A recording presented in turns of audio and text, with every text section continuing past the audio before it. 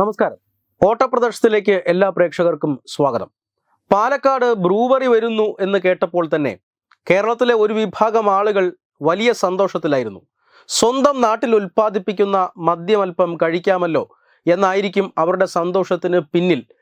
എന്നാൽ ഈ പദ്ധതി നടക്കാൻ പോകുന്നില്ല എന്നും ഈ പദ്ധതി എന്ത് വില കൊടുത്ത് തടയുമെന്നും പ്രതിപക്ഷം പ്രഖ്യാപിക്കുകയായിരുന്നു. പ്രതിപക്ഷം പറയുന്നത് ഈ ഒരു പദ്ധതി വന്നു കഴിഞ്ഞാൽ, അല്ലെങ്കിൽ മദ്യമുണ്ടാക്കുന്ന കമ്പനി പാലക്കാട് വന്നു കഴിഞ്ഞാൽ പാലക്കാട്ടെ കർഷകർക്ക് വെള്ളം കിട്ടില്ല, പാലക്കാട്ടെ ജനങ്ങൾക്ക് കുടിവെള്ളം കിട്ടില്ല. ഈ ഭൂഗർഭജലം മുഴുവൻ പണ്ട് കൊക്കോകോള കമ്പനി, പ്ലാച്ചിമടയിലെ കൊക്കോകോള കമ്പനി അടിച്ചു മാറ്റുകയും അവിടെ ഉണ്ടായിരുന്ന വലിയ വരൾച്ച അതു കണക്കെ പിന്നീട് വരൾച്ചയുണ്ടാകുമെന്നും പാലക്കാട് മഴ പെയ്തിറങ്ങുന്ന വെള്ളം ജനങ്ങൾക്ക് ഉപയോഗിക്കാനോ കമ്പനിക്ക് ഉപയോഗിക്കാനോ കഴിയാത്ത വിധമാകുമെന്നും പിന്നീട് കമ്പനിക്കെതിരെ വലിയ പ്രതിഷേധം ഉയരുമെന്നുമൊക്കെയാണ് പ്രതിപക്ഷം പറയുന്നത്. പ്രതിപക്ഷ നേതാവും മുൻ പ്രതിപക്ഷ നേതാവും ഒരുമിച്ചാണ് ഈ കമ്പനിക്കെതിരെ വലിയ പ്രക്ഷോഭവുമായി, അല്ലെങ്കിൽ പാലക്കാട് വരാൻ പോകുന്ന കമ്പനിക്കെതിരെ വലിയ സമരവുമായി രംഗത്തുള്ളത്. ഇതിനെ പ്രതിരോധിക്കാനായി കഴിഞ്ഞ ദിവസം എക്സൈസ് വകുപ്പ് മന്ത്രി തന്നെ പറഞ്ഞത്, ഈ പ്രതിപക്ഷം പറയുന്നതെല്ലാം പച്ചക്കള്ളമാണ്, ഒരു തുള്ളി ഭൂഗർഭജലം ഈ കമ്പനി എടുക്കില്ല എന്നാണ്. അതായത് ഈ കമ്പനി ഹൈഡ്രജനും ഓക്സിജനും കൂടി സംയോജിപ്പിച്ച് വെള്ളമുണ്ടാക്കി ആ വെള്ളം ഉപയോഗിച്ച് മദ്യമുണ്ടാക്കുമെന്നൊക്കെയാണ് പറയുന്നത്. എന്തായാലും ഈ പദ്ധതിയുടെ കാര്യത്തിൽ സത്യമെന്താണ് എന്ന് ജനങ്ങൾ അറിയാൻ കാത്തിരിക്കുകയാണ്. ഒരു കാര്യം ഉറപ്പാണ്, ഈ പദ്ധതിയെക്കുറിച്ച് ഭരണമുന്നണിയിൽ പോലും ചർച്ച നടന്നിട്ടില്ല എന്ന കാര്യമാണ്. ഈ മദ്യനയത്തെക്കുറിച്ചൊക്കെ, ആ മദ്യനയവുമായി ബന്ധപ്പെട്ട രേഖകളൊക്കെ പരസ്യമാണ്. 1-2 വർഷം മുമ്പുള്ള മദ്യനയങ്ങൾ എടുത്തു കഴിഞ്ഞാൽ തീർച്ചയായും അതിനകത്ത് ഇത്തരം വ്യവസായങ്ങൾ പ്രോത്സാഹിപ്പിക്കുമെന്ന് പറഞ്ഞിട്ടുണ്ട്. അതുകൊണ്ട് തന്നെ ഏതെങ്കിലും ഒരു മുന്നണി അത് അറിഞ്ഞില്ല എന്ന് പറഞ്ഞാൽ രേഖകൾ അടക്കം വച്ച് സമർത്ഥിക്കാൻ ഭരണ കക്ഷിക്ക് നേതൃത്വം നൽകുന്ന CPM-ന് സാധിക്കും. പക്ഷേ അതങ്ങനെയല്ല. എന്തെങ്കിലും ഒരു തീരുമാനമെടുക്കുമ്പോൾ, ഇത്തരത്തിലുള്ള വിവാദപരമായ തീരുമാനമെടുക്കുമ്പോൾ ആരെങ്കിലും മൈക്കുമായി വന്ന് അഭിപ്രായം ചോദിച്ചാൽ ഒരു ഉത്തരം പറയാനെങ്കിലും, അല്ലെങ്കിൽ വല്ലാതെ ന്യായീകരിക്കാനെങ്കിലും ഒരല്പം അറിവ് ഇവർക്ക് നൽകണ്ടേ? ഇങ്ങനെ ഞങ്ങൾ തുടങ്ങാൻ പോകുന്നുണ്ട് എന്നെങ്കിലും ഒരു സൂചനയെങ്കിലും ഞങ്ങൾക്ക് തരണ്ടേ എന്നാണ് പല ഘടകകക്ഷി നേതാക്കളും പറയുന്നത്.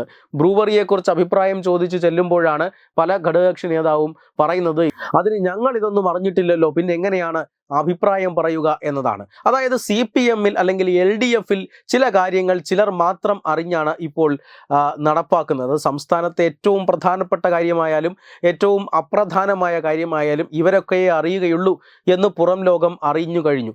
എന്തായാലും ഈ സർക്കാർ കൊണ്ടുവരുന്ന പദ്ധതി, ആ പദ്ധതിയിൽ നിന്ന് പിന്മാറില്ല എന്ന് CPM അടക്കം പ്രഖ്യാപിച്ചിരിക്കുകയാണ്. CPM അങ്ങനെ പ്രഖ്യാപിക്കാൻ ഒരു കാരണമുണ്ട്.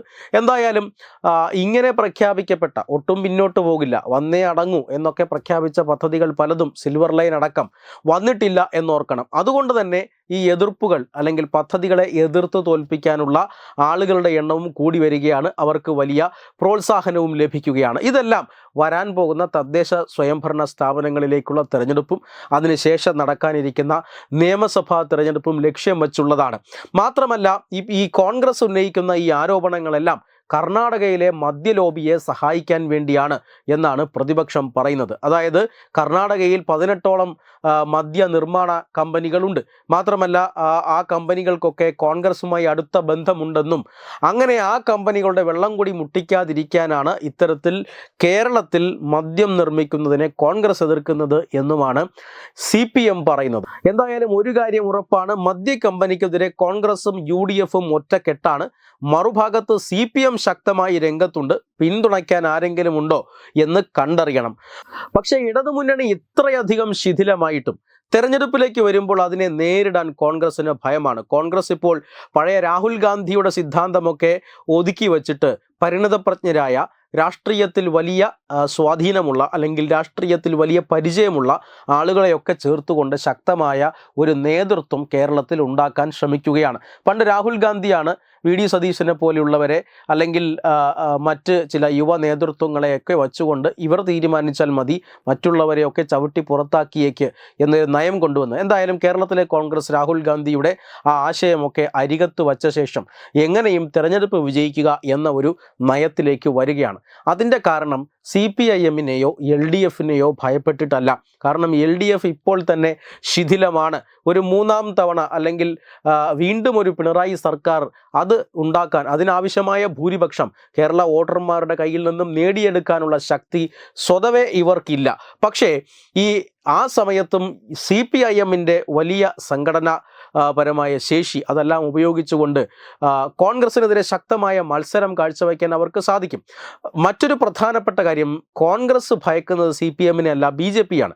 കാരണം 30,000 വോട്ടിലധികം BJP നേടുന്ന മണ്ഡലങ്ങൾ, നിയമസഭാ മണ്ഡലങ്ങളുടെ എണ്ണം വർദ്ധിച്ചു വരികയാണ്. ഇവിടങ്ങളിലെല്ലാം കോൺഗ്രസ്സിന് അത് ഭീഷണിയുമാണ് CPIM-നെ നേരിടാൻ. അതുകൊണ്ട് തന്നെ സർവ്വശക്തിയും ഉപയോഗിച്ച് CPIM-നെ നേരിടാനുള്ള ശ്രമമാണ് ഇപ്പോൾ കോൺഗ്രസിനകത്ത് നടക്കുന്നത്. അതേസമയം തന്നെ അടുത്ത മുഖ്യമന്ത്രി ആര് എന്നതിനെ ചൊല്ലി കോൺഗ്രസിനുള്ളിൽ വലിയ സംഘർഷവും നടക്കുന്നുണ്ട്. ഈ സംഘർഷങ്ങളെല്ലാം കൂടി വരുംകാല കേരളത്തെ എങ്ങനെ രൂപപ്പെടുത്തുമെന്നറിയാൻ ഈ തെരഞ്ഞെടുപ്പ് കഴിയും വരെ കാത്തിരിക്കേണ്ടി വരും. വെബ് ഡെസ്ക് തത്തുമൈ news.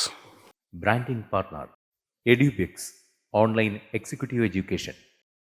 Focus physiotherapy centre Pattom. Unnath engineering Gujarat. തീർത്ഥയാത്ര.com. Iron build Gujarat.